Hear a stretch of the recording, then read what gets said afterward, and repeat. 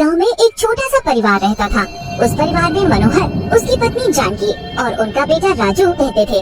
राजू अपने पिताजी के साथ वही खेतों में काम किया करता था। सब बहुत अच्छे से चल रहा था। एक दिन की बात है जब खेतों में राजू और उसके पिताजी मनोहर काम कर रहे थे। उसी दिन गर्मी बहुत ही तेज होती है। दोनों काम करके एक पेड़ के नीचे बैठ जाते हैं और उन्हें बहुत भूख भी लग रही होती है। तो राजू अपने पिताजी से खाने का पूछता है। पिताजी, मैं खाने का डब्बा खोल लूं क्या? भूख सी लग रही है। हाँ बेटा, भूख तो मुझे भी लग रही है। चल दोनों मिलकर खाना खाते हैं। दोनों खाना खाने बैठते हैं तो गर्मी की वजह से उनको खाने में भी स्वाद नहीं आता। पिताजी, मुझे तो ये खाना खाने का जरा भी मन नहीं है। अरे बेटा, थोड़ा तो खा ले। तूने सुबह से कुछ नहीं खाया। गर्मी की वजह से बुरा हाल है पिताजी। बस मैं पानी पी कर आता हूँ। मुझे नहीं खाना ये खाना। रामू गर्मी से परेशान पानी पीकर आता है और बस काम में वापस लग जाता है। थोड़ी देर में शाम हो जाती है और दोनों घर को निकल पड़ते हैं। रास्ते में राजू को एक जगह काफी भीड़ सी दिखाई देती है। राजू देखने की कोशिश तो करता है पर उसे कुछ दिखाई नहीं पड़ता। राजू वहाँ जाता है तो उसे एकदम ठंडी हवा लगती है। राजू के तो शरीर में जैसे जान पड़ जाती है। वो और आगे बढ़कर देखता है तो वहाँ एक नया ढाबा खुला होता है जिसके अंदर से वो ठंडी हवा आ रही होती है। राजू वहाँ खड़े लोगों से पूछने लगता है। अरे भाई, ये भीड़ कैसी लगी पड़ी है?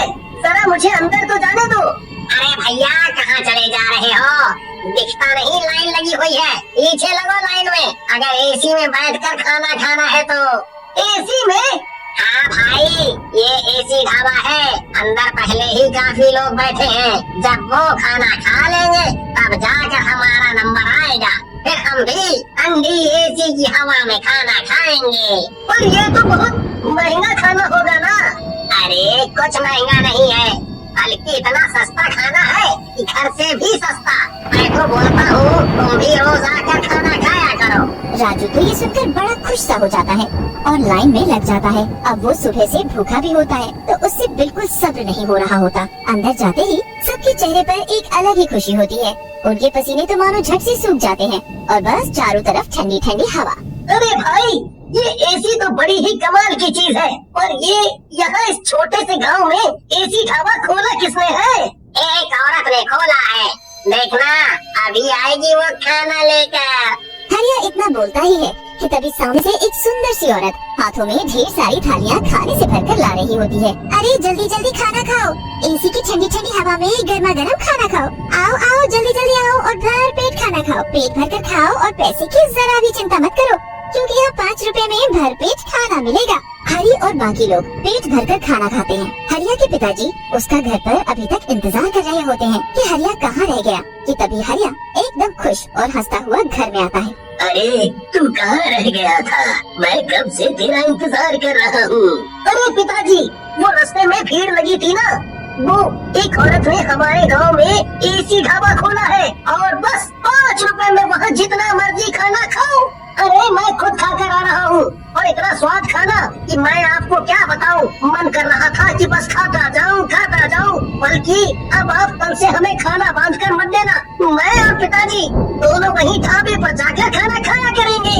हाँ, अब तुम्हें घर का खाना क्यों पसंद आएगा? जाओ तुम दोनों वहीं जाकर खाओ, मुझे भी थोड़ा आराम मिलेगा। उस रात हरिया बड़ी खुशी खुशी मजे में सोता है और अगले दिन अपने पिताजी के साथ फिर उस ढाबे में खाना खाने जाता है। गांव के लोगों का जो गर्मी में बुरा हाल हो रहा होता है, एक ढाबा खुलने से उनको बड़ा ही सुकून मिलता है। थोड़े दिन लोग खूब ढाबे के खाने का आनंद लेते हैं। हरी भी रोज ढाबे का खाना ही खाता है। पर एक रात हरिया के पेट में अजीब सा दर्द उठता है। धीरे धीरे दर्द बढ़ता ही जाता है और हरिया जोर जोर से चिल्लाने लगता है। हरिया के माँ बाप चिल्लाने की आवाज सुनकर आते हैं और हरिया को डॉक्टर के पास लेकर जाते हैं।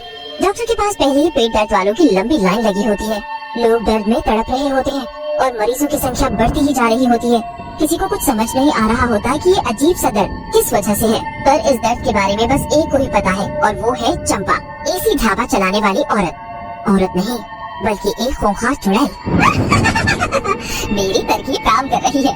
सब लोग मेरा खाना खाकर धीरे धीरे बीमार पड़ने लगे हैं और कुछ दिनों में पूरे गांव में ये बीमारी फैल जाएगी, जिसका इलाज पूरी दुनिया में किसी के पास नहीं है। धीरे धीरे पूरे गांव के लोग उस चुड़ैल के एसी ढाबे का खाना खाकर बीमार हो जाते हैं और किसी भी डॉक्टर के पास इसका इलाज नहीं होता। लोगों को समझ ही नहीं आ रहा होता कि आखिर वो करे तो क्या करे। चुड़ैल ये सब देखकर बड़ी ही खुश होती है और रोज अपना ढाबा खोलकर लोगों को जादुई खाना खिलाती है। एक दिन उस गांव में दूसरे गांव से एक बड़े ही ज्ञानी बाबा आते हैं। उनके साथ इसी गांव के 2 लोग होते हैं जो उनके साथ साथ चल रहे होते हैं। बाबा, यहाँ बहुत गर्मी है और आप चल भी नहीं पा रहे और आपने सुबह से कुछ नहीं खाया है। यहाँ एक एसी ढाबा है, वहाँ चलते हैं, वहाँ आप थोड़ा आराम भी कर लेना। बाबा उस आदमी की बात मानकर उस ढाबे में जाने के लिए हाँ भरते हैं और जैसे ही वो वहाँ पहुँचते हैं उनको अजीब सा महसूस होता है। वो कहीं न कहीं समझ जाते हैं कि ढाबे में कुछ तो गड़बड़ है। वो वहाँ बैठते हैं तो चंपा नाम की औरत हमेशा की तरह खाना लेकर आती है। बाबा उस औरत को देखते हैं तो उनको वो औरत अपने असली चुड़ैल के रूप में साफ साफ नजर आती है। अरे बाबा, ये लो स्वादिष्ट मेरे हाथ का खाना। हाँ, रख दो इधर। चंपा चली जाती है और बाबा उस खाने को ध्यान से देखते हैं। उनको समझ आ जाता है कि खाना जादुई है। वो प्लेट से एक रोटी लेकर अपने थैले में रख लेते हैं और बिना कुछ खाए वहाँ से निकल जाते हैं। उसके बाद वो गांव में प्रवेश करते हैं तो पता चलता है कि गांव के लोग कैसे पेट दर्द से तड़प रहे हैं। ये सब उस चुड़ैल का काम है। तुम लोग अब तक समझ नहीं पाए कि कोई इतने सस्ते में एसी में बैठा कर क्यों इतना सारा खाना खिला रहा है, और उसके बाद से ही सबके पेट में दर्द भी है। मैं तो उस औरत को देखते ही पहचान गया। भगवान, अब हम क्या करेंगे बाबा? आप ही इस चुड़ैल से हमारा पीछा छुड़ाओ और सबको इस बीमारी से मुक्त करो। आज मैं एक जप करूंगा और उस चुड़ैल को हमेशा हमेशा के लिए खत्म कर दूंगा। तुम सब परेशान ना हो। उस रात बाबा बहुत बड़ी पूजा करना शुरू करते हैं। ओम भीम क्लीं स्वाहा, ओम भीम क्लीं स्वाहा। काफी देर के जप के बाद बाबा उस रोटी को थैले से निकालते हैं और उसके ऊपर मंत्र पढ़ने लगते हैं।